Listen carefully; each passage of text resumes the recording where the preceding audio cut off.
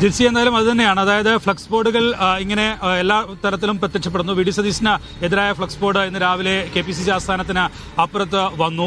എന്തായാലും അതിൽ V D സതീശനെതിരെ ശക്തമായ വിമർശനം ഉന്നയിക്കുന്നു. ഇന്നലെ വി ഡി സതീശൻ അനുകൂലികൾ തിരുവനന്തപുരത്ത് നടത്തിയ പ്രകടനത്തിൽ KC വേണുഗോപാലിനെ അനുകൂലിച്ചുകൊണ്ട് വെച്ചിരുന്ന ഫ്ലക്സ് ബോർഡുകൾ കീറിയിരുന്നു. അതിൽ ഉമ്മൻചാണ്ടിയുടെ വലിയ ചിത്രമുണ്ടായിരുന്നു. ആ ഉമ്മൻചാണ്ടിയുടെ ചിത്രം ഉൾപ്പെടെയുള്ള ഭാഗങ്ങളാണ് വി ഡി സതീശൻ അനുയായികൾ കീറിക്കളഞ്ഞത്.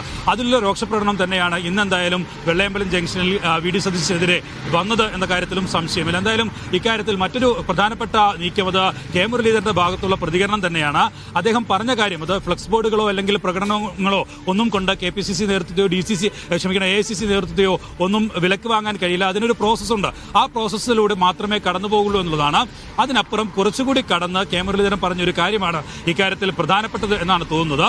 അതിൽ പറഞ്ഞത് ഘടകകക്ഷികളുടെ അഭിപ്രായവും ഒപ്പം തന്നെ ഈ MLA-മാരുടെ അഭിപ്രായവും അത് നിർണായകമാകും എന്നുള്ളതാണ്. ഒപ്പം തന്നെ പറഞ്ഞൊരു പ്രധാനപ്പെട്ട കാര്യം സീനിയോറിറ്റിയൊന്നും ഒരു തീരുമാനത്തിൽ ബാധകമാകേണ്ടത് ഇല്ല എന്നുള്ളതാണ്. അതിനർത്ഥം സീനിയോറിറ്റി പറഞ്ഞാണ് നിലവിൽ രമേശ് ചെന്നിത്തല മുഖ്യമന്ത്രി സ്ഥാനത്തേക്ക് തന്നെ ഉയർത്തിക്കാട്ടണം എന്നുള്ള ആവശ്യം ഉന്നയിച്ചത്. തന്റെ അവസാനത്തെ ചാൻസാണ് എന്ന നിലയിലാണ് രമേശ് ചെന്നിത്തല മുന്നോട്ട് വെച്ചത്. അപ്പോൾ രമേശ് ചെന്നിത്തലയുടെ പേര് വരണമെന്ന് നിർബന്ധമില്ല, അല്ലെങ്കിൽ KC വേണുഗോപാലിന്റെ പേര് വരണമെന്ന് നിർബന്ധമില്ല എന്ന് അദ്ദേഹത്തിന്റെ വാക്കുകളിൽ നിന്ന് വ്യാഖ്യാനിക്കാൻ കഴിയും എന്നുള്ളതാണ് തോന്നുന്നത്.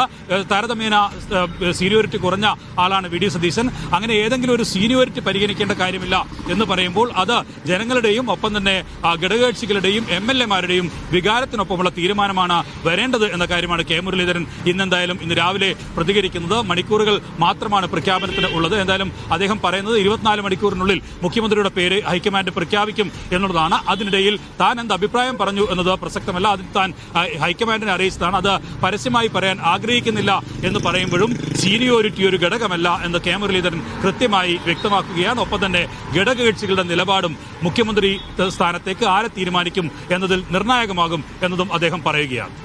അപ്പോൾ കെ മുരളീധരന്റെ വാക്കുകൾ കേട്ട് ആർക്കും മനസ്സിലാകും അദ്ദേഹം എന്താണ് പ്രിഫർ ചെയ്യുന്നത്. അദ്ദേഹത്തിന്റെ നിയോജക മണ്ഡലങ്ങളിലെ ജനങ്ങളുടെ അഭിപ്രായം അദ്ദേഹം അറിയിച്ചിട്ടുണ്ടെന്ന് പറയുമ്പോൾ അദ്ദേഹം ആർക്ക് വേണ്ടി സംസാരിച്ചു എന്നുള്ള കാര്യത്തിൽ ഒരു കൃത്യത അദ്ദേഹത്തിന്റെ ഇന്നത്തെ വാക്കുകളിലൂടെ വരികയും ചെയ്യുന്നുണ്ട് എന്നാണ് മനസ്സിലാക്കുന്നത്. 24 മണിക്കൂർ എന്നുള്ള ഒരു സമയമാണ് കെ മുരളീധരൻ പറയുന്നത്. അതിനപ്പുറത്തേക്ക് ധനസമ്മോദ് റിപ്പോർട്ട് ചെയ്യുന്നതിനനുസരിച്ച് ഇന്ന് വൈകിട്ടോടെ ആരാണ് മുഖ്യമന്ത്രി എന്ന് അറിയാൻ കഴിയുമെന്നാണ് മനസ്സിലാക്കുന്നത്. അപ്പോൾ കേരളം കഴിഞ്ഞ കുറേ നാളുകളായി ആകാംക്ഷാപൂർവ്വം നോക്കിയിരുന്ന ആ ഒരൊറ്റ പേരിലേക്ക് ഹൈക്കമാൻഡ് എത്തുമോ, ഇന്ന് പ്രഖ്യാപനം ഉണ്ടാകുമോ തുടങ്ങിയ കാര്യങ്ങളാണ് ഇനി വരും മണിക്കൂറുകളിൽ നിർണായകമാവുക.